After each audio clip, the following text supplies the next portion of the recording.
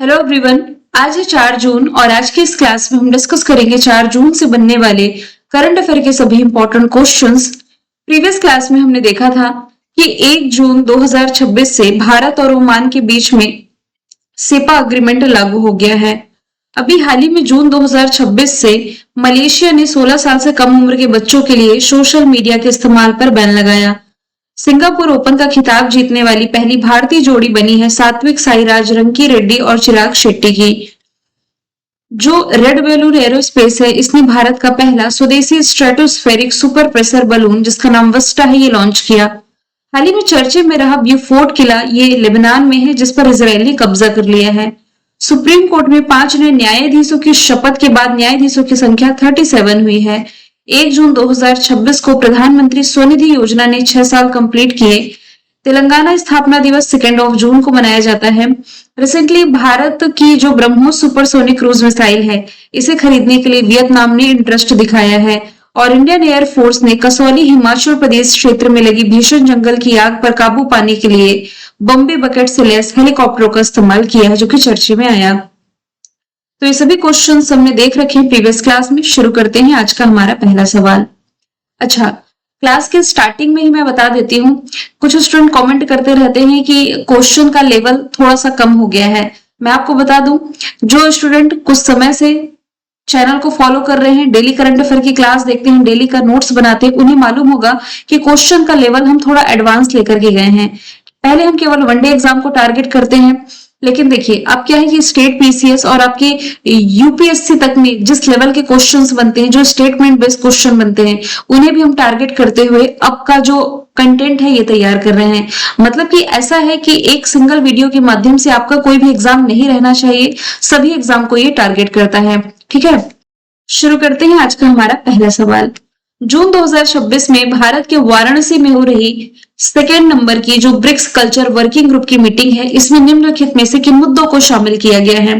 यदि question simple आपसे पूछा जा रहा है कि 2nd BRICS culture working group की मीटिंग कहाँ आयोजित की गई, तो वाराणसी उत्तर प्रदेश इसका राइट आंसर है। लेकिन आजकल के एग्जाम में क्वेश्चन थोड़ा घुमा करके और थोड़ा डीप में पूछा जाता है, इसलिए इसके कुछ प्रमुख विषयों को मैंने स्टेटमेंट बेस्ड शामिल किया है। इसमें पहला मुद्दा है कि रचनात्मक अर्थव्यवस्था में एआई यानी कि आर्टिफिशियल इंटेलिजेंस और कॉपीराइट को चुनौतियां, बिल्कुल ये अहम मुद्दा इसमें शामिल है। दूसरा है औपनिवेशिक काल के दौरान ले जाई गई सांस्कृतिक संपत्ति की वापसी। अब ये है क्या, इसका मतलब उन ऐतिहासिक कलात्मक या धार्मिक वस्तुएं जैसे कि मूर्तियां हो गई, पांडुलिपियां हो गई, आभूषण, इनके मूल देश या समुदाय को वापस लौटाना, जिन्हें औपनिवेशिक शासन के समय विदेशी ताकत द्वारा जबरन या अनुचित तरीके से ले गया गया था। कहने का मतलब भारत की भी कई, आप कह सकते हैं, पांडुलिपियां हो गई, मूर्तियां हो गई, आभूषण कई देशों में हैं जो आते जा रही हैं, है ना। कुछ ऐसा अग्रीमेंट होता है तो भारत को ये वापस कर दी जाती हैं। सेम वैसे ही जिस देश की जो ऐसी संपत्ति है, इसे वापस लौटाई जाए जो कि औपनिवेशिक काल के दौरान जबरन गिरफ्त में ली गई थी। फिर तीसरा इंपॉर्टेंट पॉइंट है कि सदस्य देशों के बीच, ब्रिक्स के जो सदस्य देश है, इनके बीच अंतरराष्ट्रीय अंतरिक्ष सहयोग और मून मिशन के लिए समझौता हुआ है। बस यहां से ये पॉइंट गलत है, बाकी इन दोनों मुद्दे इसमें शामिल किए गए हैं, तो ऑप्शन 1 और 2 राइट आंसर हो जाएगा। अब देखिए जरा हम डिस्कशन करेंगे ब्रिक्स के बारे में। ब्रिक्स यानी कि Brazil, Russia, India, China, south Africa, ये मेंबर कंट्री याद रखने में तो कोई दिक्कत है नहीं। बाकी की जो 5 नई मेंबर कंट्री है, उसे याद रखने की ट्रिक मैंने आपको बताई थी। ट्रिक क्या थी? इथियोपिया। कैसी ट्रिक थी? ई शब्द आएगा, ई और आई में कंफ्यूज नहीं होंगे। हिंदी में पढ़ने में जो हम ई बोलते हैं ना, वही वाला ई आपको ऐड करना है। जैसे इथियोपिया आ रहा है, इजिप्ट आ रहा है, यूएई आ रहा है और ईरान आ रहा है। यहां पर आई है, लेकिन हिंदी का अल्फाबेट यदि हम ले, ईरान, इथियोपिया, इजिप्ट, यूएई, यहां पर भी ई है। और 10वां मेंबर कंट्री इसका इंडोनेशिया बना है। तो ये 10 मेंबर कंट्री ब्रिक्स की हुई। तो ब्रिक्स 2026 का जो कल्चर ट्रैक की बैठकों का शेड्यूल है, ये कुछ इस तरीके से है कि पहली BRICS culture working group meeting ये अप्रैल के महीने में वर्चुअल मोड में आयोजित की गई। दूसरी अभी रही है वाराणसी में 4 और 5 जून, यानी कि आज और कल होगी। फिर 3rd मीट इसकी भोपाल में होगी। 4th मीट भी भोपाल में अगस्त में होगी। माफ कीजिएगा, ये 4th मीट नहीं है, ब्रिक्स कल्चर फेस्टिवल है जो भोपाल होस्ट करेगा। और ब्रिक्स कल्चर मिनिस्टर्स मीटिंग ये भी भोपाल में अगस्त के महीने में आयोजित की जाएगी। तो ये इसका कुछ शेड्यूल है। ब्रिक्स का इतिहास ये है कि 2001 में अर्थशास्त्री जिमो नील ने ब्रिक यानी कि 4 देश ब्राजील, रशिया, इंडिया, चाइना ये शब्द दिया था। 2009 में इसका पहला समिट हुआ और पहले समिट के बाद 2010 में साउथ अफ्रीका इसमें शामिल हुआ। तो ये ब्रिक्स से क्या बन गया? ब्रिक्स बन गया। इसका जो विस्तार हुआ 2024 में हुआ जब 4 नए देश इसमें शामिल हुए, इजिप्ट, इथियोपिया, ईरान, यूएई। लेकिन अब हम पढ़ते हैं कि इसमें 10वां शामिल मेंबर कंट्री इंडोनेशिया हो जाएगा। अच्छा, ये कल्चरल मीटिंग रही है तो आप ये भी याद रखें भारत सरकार में वर्तमान संस्कृति सचिव विवेक अग्रवाल हो जाएंगे। अब इससे रिलेटेड कुछ एमसीक्यू हैं। ब्रिक्स संगठन की हालिया, अब देखिए हालिया में इसने 1 जनवरी 2024 को कंसीडर किया है। इसके ऐतिहासिक विस्तार के बाद इसमें से कौन सा देश अब इस संगठन के पूर्ण सदस्य बन गए हैं? अर्जेंटीना लिखा है, यहीं से काट दीजिए। मैक्सिको, साउथ कोरिया ये भी नहीं है। तुर्की ये भी काट दीजिए। ई वाला टर्म हमको पढ़ना है। ईरान, यूएई, इथियोपिया, इजिप्ट और मान लीजिए 10वीं मेंबर कंट्री भी पूछा जाता तब इंडोनेशिया राइट आंसर हो जाता। सवाल दूसरा है, हाल ही में लक्षद्वीप के कदमत द्वीप के पास मिली दुनिया की सबसे बड़ी पोटैटो पैच कोरल कॉलोनी के संदर्भ में जो पावोना क्लेवस है, इसका क्या मतलब है? क्वेश्चन थोड़ा डिफिकल्ट नजर आ रहा होगा, ये आपके ज्योग्राफी का पार्ट बनता है। तो ये एक प्रकार की रीफ बिल्डिंग स्टोन कोरल है जो अपने बेस पर कैल्शियम कार्बोनेट का सख्त ढांचा बनाता है। ये क्वेश्चन यदि आपको डिफिकल्ट लग रहा है तो एकदम इजी लैंग्वेज में आप लोगों को समझा देती हूँ। सबसे पहली बात लक्षद्वीप का डिस्कशन है, ठीक है। लक्षद्वीप के कदमत द्वीप की बात की जा रही है। तो इंडिया के मैप में यहाँ केरला से कुछ इधर आप यदि आएंगे तो ये आपको लक्षद्वीप 36 द्वीपों का समूह है, यहाँ पर आपको कदमत दिखाई दे रहा है। अच्छा, इस क्वेश्चन में एक टर्म लिखा हुआ है पोटैटो पैच कोरल कॉलोनी, ये है क्या? ये समझ लेते हैं। देखिए, कोरल कॉलोनी कहने का मतलब है कि जो छोटे छोटे समुद्री जीव होते हैं ना, जिन्हें कहा जाता है पॉलिप्स, इसी का एक विशाल ग्रुप आप कह सकते हैं। तो हजारों पॉलिप्स एक साथ मिलकर एक ही जीव की तरह काम करते हैं और कैल्शियम कार्बोनेट यानी कि चूना पत्थर का कठोर खोल बना करके प्रवाल भित्ति यानी कि कोरल रीफ का निर्माण करते हैं। अब इसे पोटैटो पैच ही क्यों नाम दिया गया है? क्योंकि समुद्र के अंदर पोटैटो यानी कि आलू जैसी संरचना आप यहाँ पर देख पा रहे हैं। तो इसी से रिलेटेड क्वेश्चन है कि इस कोरल कॉलोनी के संदर्भ में पावोना क्लेविस है क्या? तो यही लिखा हुआ है कि ये एक प्रकार का रीफ बिल्डिंग स्टोन कोरल है। अब फिर से समझ लेते हैं कि रीफ बिल्डिंग स्टोन कोरल क्या है। इसे कठोर या पथरीला मूंगा भी कहा जाता है। तो समुद्र में रहने वाले छोटे जीव जो कैल्शियम कार्बोनेट का स्त्राव करके विशाल चट्टान या प्रवाल भित्ति का निर्माण करते हैं। अभी ये चर्चे में क्यों आया है ये हम देख लेते हैं। ये खोज हमारे लिए क्यों इंपॉर्टेंट है? क्योंकि इस पोटैटो पैच कॉलोनी की सबसे खास बात इसका आकार नहीं बल्कि इसका रेसिलेंस यानी कि लचीलापन है। पिछले 30 सालों में अल नीनो और क्लाइमेट चेंज यानी कि जलवायु परिवर्तन की वजह से समंदर में भयानक हीट वेव आई, जैसे कि 1999 में, 2010 में और 2016 में। इन हीट वेव ने दुनिया भर के कोरल्स को मार डाला, लेकिन हमारे लक्षद्वीप की ये जो कॉलोनी है यहाँ सब कुछ ये सहकर भी जिंदा है। तो वैज्ञानिक अब इसकी स्टडी करके ये पता लगा सकेंगे कि इसमें ऐसी कौन सी सुपर पावर है जो कि इसे मरने नहीं दे रही है। लक्षद्वीप से आप ये भी फैक्ट याद रखें, भारत का इकलौता प्रवाल एटॉल है। ये कोरल मछलियों को घर देते हैं और समुद्र की तूफानी लहरों से हमारे द्वीपों को काटने से बचाते हैं। अब लक्षद्वीप को मैप के थ्रू मैंने दिखा ही दिया। ये भारत में अरब सागर में स्थित, यदि आप देखें मैप में तो ये आपका अरेबियन सी है। अरब सागर में स्थित एक छोटा सा केंद्र शासित प्रदेश 36 द्वीपों का एक समूह है। कावरती इसकी कैपिटल है। अब देखिए यहाँ पर इन कोरल्स को क्या लीगल प्रोटेक्शन मिला है? बिल्कुल। भारत में कोरल्स को बचाने के लिए इन्हें वन्यजीव संरक्षण अधिनियम 1972 के तहत शेड्यूल 1 में रखा गया है। कहने का मतलब ये है इन्हें मारना या नुकसान पहुंचाना उतना ही बड़ा जुर्म है जितना किसी बाघ या हाथी को मारना है। अब देखिए यहाँ पर एक और टर्म लिखा हुआ है जो कि आपके जीके का जीएस का पार्ट बन सकता है, स्क्लेरोक्रोनोलॉजी। ये क्या है? तो एक ऐसी वैज्ञानिक तकनीक जिसमें कोरल के ढांचे को पढ़ करके ये पता लगाया जाता है कि सैकड़ों साल पहले समंदर का टेम्परेचर क्या रहा होगा। हमारा तीसरा सवाल है सांग्री ला डायलॉग से रिलेटेड। सांग्री-ला डायलॉग के दौरान भारत द्वारा वियतनाम को एक्सपोर्ट की जा रही ब्रह्मोस मिसाइल के संदर्भ में कुछ कथन लिखे हुए हैं। देखिए, ये पॉइंट तो मैंने आप लोगों को बताया था कि भारत वियतनाम को ब्रह्मोस मिसाइल एक्सपोर्ट करने जा रहा है और ये वार्ता सांग्री-ला डायलॉग के दौरान हुई है। अब इसी से रिलेट करते हुए कुछ इंपॉर्टेंट फैक्ट है। कल जो मैंने ब्रह्मोस वाला क्वेश्चन पढ़ाया था उसी का ये अपडेटेड वर्जन है, इसी का ये एडवांस लेवल का क्वेश्चन है। तो ब्रह्मोस से रिलेटेड कुछ पॉइंट है। ब्रह्मोस जो है ये एक सुपरसोनिक क्रूज मिसाइल है जिसमें तेज गति के लिए लिक्विड फ्यूल रैमजेट इंजन का इस्तेमाल होता है। ये इंजन याद रखें। एमटीसीआर के अंतरराष्ट्रीय नियमों का पालन करते हुए इसके एक्सपोर्ट वर्जन की मारक क्षमता, देखिए मारक क्षमता से सवाल है, 290 किलोमीटर तक सीमित रखी गई है। अब तीसरा पॉइंट यह है कि वियतनाम इस मिसाइल प्रणाली को मुख्य रूप से अपनी सबमरीन से यानी कि पनडुब्बियों से चलाने के लिए खरीद रहा है। बस यही पॉइंट गलत हो जाएगा। एक तो इसकी मारक क्षमता 290 किलोमीटर याद रख लीजिए, दूसरा इसमें लिक्विड फ्लूइड रैमजेट इंजन इस्तेमाल हो रहा है, ये याद रख लीजिए। दो इंपॉर्टेंट पॉइंट हो गया। तीसरा पॉइंट यहां से गलत हो जाएगा, केवल 1 और 2 सही है। तीसरा यहां पर क्यों गलत है? क्योंकि वियतनाम इसे सबमरीन से चलाने के लिए नहीं मांग रहा है। वियतनाम को क्यों चाहिए ब्रह्मोस? तो वियतनाम इस सुपरसोनिक मिसाइल का इस्तेमाल अपने Su-30 Mk2 फाइटर जेट्स को और भी ताकतवर बनाने के लिए, साथ ही समंदर में अपनी जो मारक क्षमता है, जो स्ट्राइक कैपेबिलिटीज है, इसे बढ़ाने के लिए इस्तेमाल कर रहा है। अब ब्रह्मोस ये 1998 में बना भारत रशिया का जॉइंट वेंचर है।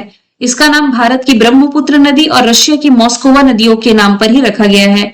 अब जिस डायलॉग के दौरान ये अग्रीमेंट हुआ है तो सांग्री-ला डायलॉग है। ये एशिया का सबसे बड़ा सिक्योरिटी समिट है। हर साल होता है सिंगापुर में international institute for strategic studies द्वारा। सांग्री-ला एक होटल का नाम है जहां से ये डायलॉग का नाम पड़ा है। तो रिलेटेड एमसीक्यू पूछा जा सकता है कि सांग्री-ला डायलॉग, जहां हाल ही में भारत वियतनाम रक्षा समझौते की पुष्टि हुई है, ये किस संस्था द्वारा हर साल आयोजित किया जाने वाला रक्षा सम्मेलन है? तो ये international institute for strategic studies आयोजित करता है। कहां पर? सिंगापुर में। जितने फैक्ट मैंने बताए हैं ये डायग्राम के थ्रू, ये मैप के थ्रू आपको क्लियर हो जाएगा। चौथा इंपॉर्टेंट क्वेश्चन, हाल ही में डीआरडीओ और भारतीय वायुसेना द्वारा सफलतापूर्वक परीक्षित किया गया है रुद्रम सेकंड मिसाइल। इसके संदर्भ में कुछ पॉइंट लिखे हुए हैं। पॉइंट यह है कि एक स्वदेशी एयर टू सरफेस यानी कि वायु से सतह एंटी रेडिएशन मिसाइल है, जो मुख्य रूप से सीड यानी कि suppression of enemy air defence मिशनों के लिए बनाया गया है। ये टर्मिनल चरण में मैक 5.5 तक की हाइपरसोनिक सुपरसोनिक गति प्राप्त कर सकती है। अब ये हाइपरसोनिक और सुपरसोनिक क्या है? तो देखिए, दोनों ही ध्वनि की गति से तेज चलने वाली वस्तुएं, जैसे कि मिसाइल हो गई या विमान, इसी की गति को मापने के लिए है। इसी को मापने के पैमाने आप कह सकते हैं और इन्हें मैक नंबर से मापा जाता है। इसमें दुश्मन द्वारा राडार बंद किए जाने की स्थिति में, यदि दुश्मन राडार बंद भी कर देता है तो उस स्थिति से निपटने के लिए पैसिव राडार होमिंग के साथ इमेजिंग इंफ्रारेड सीकर का इस्तेमाल किया गया है। तो कुल मिलाकर के इसके रुद्रम 2 के संबंध में जो ये 3 पॉइंट लिखे हुए हैं, ये तीनों ही यहां से सही हो जाएंगे। डीआरडीओ और इंडियन एयरफोर्स के द्वारा रिसेंटली इसका सफल परीक्षण किया गया है। पूछा जाए कहां से? तो ओडिशा के चांदीपुर स्थित इंटीग्रेटेड टेस्टिंग रेंज से सुखोई 30 MKI फाइटर जेट के माध्यम से।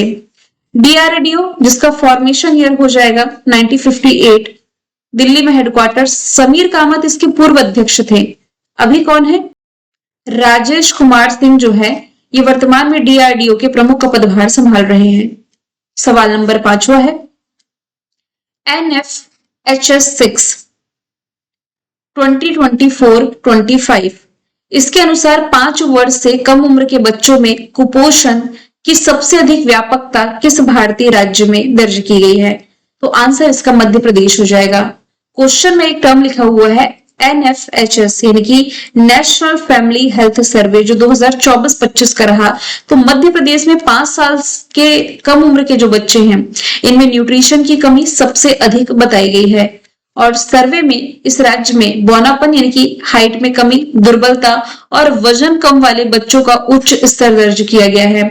ये जो सर्वे है पूरे भारत में जनसंख्या यानी कि पॉपुलेशन, हेल्थ एंड न्यूट्रिशन, परिवार कल्याण और मातृ शिशु स्वास्थ्य संकेतक पर डेटा प्रदान करता है। तो बताया ये गया कि मध्य प्रदेश में कुपोषण का स्तर किस उम्र में 5 साल से कम उम्र के बच्चों में सबसे अधिक है। मध्य प्रदेश की राजधानी भोपाल, मुख्यमंत्री मोहन यादव, राज्यपाल मंगू भाई छगन भाई पटेल, लोकसभा सीटें 29, राज्यसभा सीटें 11 है। यहाँ पर दुनिया का सबसे बड़ा फ्लोटिंग सोलर प्लांट शुरू हुआ है नर्मदा नदी पर। पहला रोलिंग बजट यहाँ पेश किया गया। National highway authority of India limited ने NH-45 पर भारत की पहली वन्य जीव सुरक्षित सड़क की शुरुआत करी है। इसके अलावा दिसंबर में ये नक्सलवाद मुक्त रहा। धार जिले के भैंसौला गांव में देश के पहले प्रधानमंत्री मित्र पार्क का शिलान्यास किया गया। देखिए, शिलान्यास अलग होता है, उद्घाटन अलग होता है। उद्घाटन वारंगल तेलंगाना में किया गया है पहला मित्र पार्क।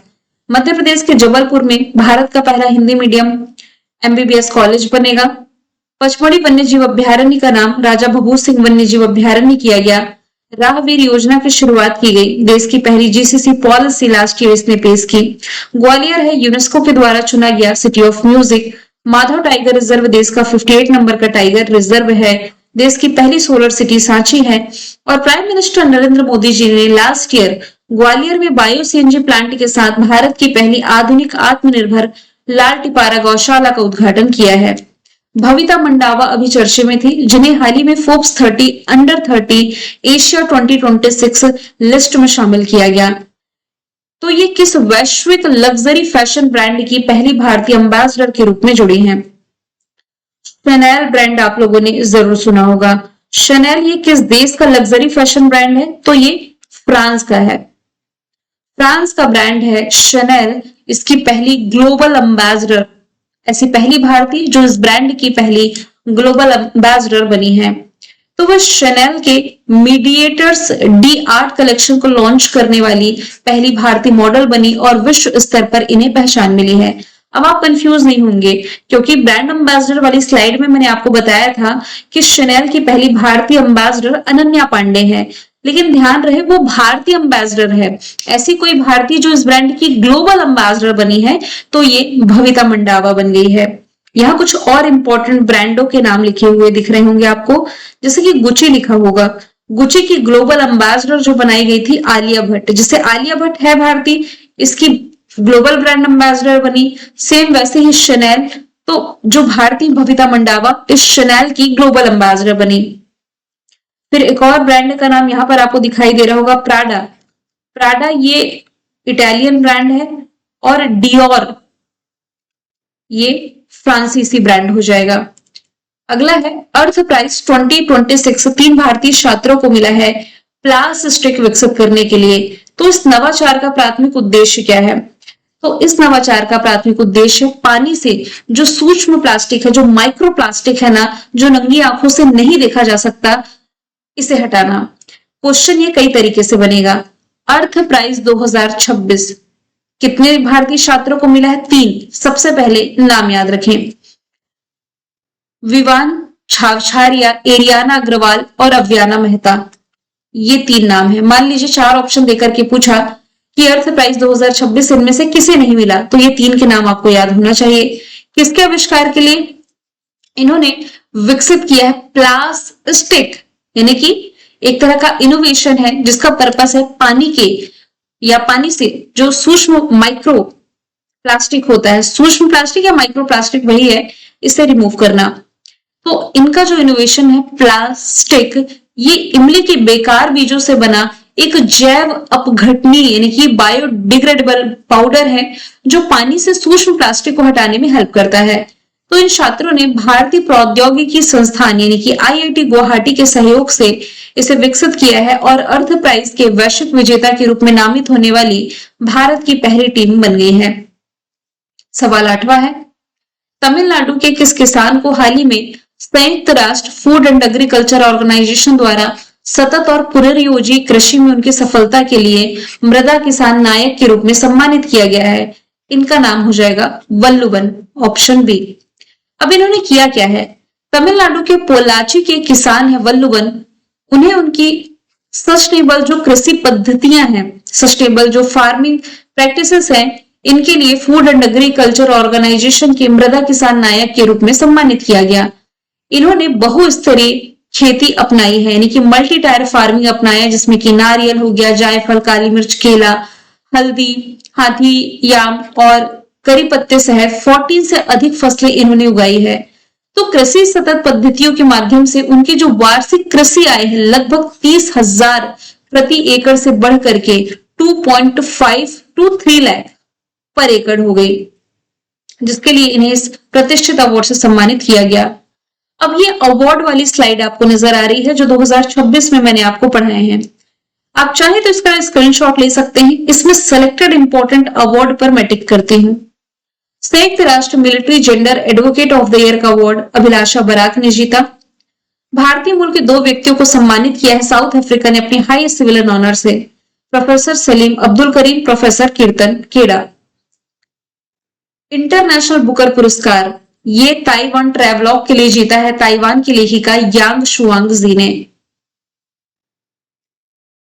फिर हम आते हैं MS Swaminathan award, S Srinivas Rao ने जीता। Lata Dinanath Mangeshkar award Kailash Satyarthi. Abel prize Japan के प्रसिद्ध मैथमेटिशियन गेड फार्टिंग्स ने। ज्ञानपीठ अवार्ड वैरामथु। स्टॉकहोम जल पुरस्कार काव्य मदानी। सरस्वती सम्मान राम कुमार मुखोपाध्याय और संगीता कलानिधि सम्मान जयंती कुमारेश ने जीता। सवाल है, रक्षा मंत्री राजनाथ सिंह द्वारा हाल ही में लखनऊ में उद्घाटन की गई जो नौसेना शौर्य वाटिका है, इसके लिए पूछा जा रहा है कि किसे समर्पित है। जैसे क्वेश्चन में स्पष्ट है कि ये इंडियन नेवी भारतीय नौसेना को समर्पित है, जिसका उद्घाटन रिसेंटली रक्षा मंत्री राजनाथ सिंह और उत्तर प्रदेश के मुख्यमंत्री योगी आदित्यनाथ जी के द्वारा किया गया है लखनऊ में। ये खुला नौसेना संग्रहालय और व्याख्या केंद्र है जो भारतीय नौसेना की वीरता, साहस और तकनीकी उपलब्धियों को दर्शाता है। हालांकि लखनऊ जो है ये राजनाथ सिंह का निर्वाचन क्षेत्र भी है, गोमती नदी के किनारे बसा हुआ है।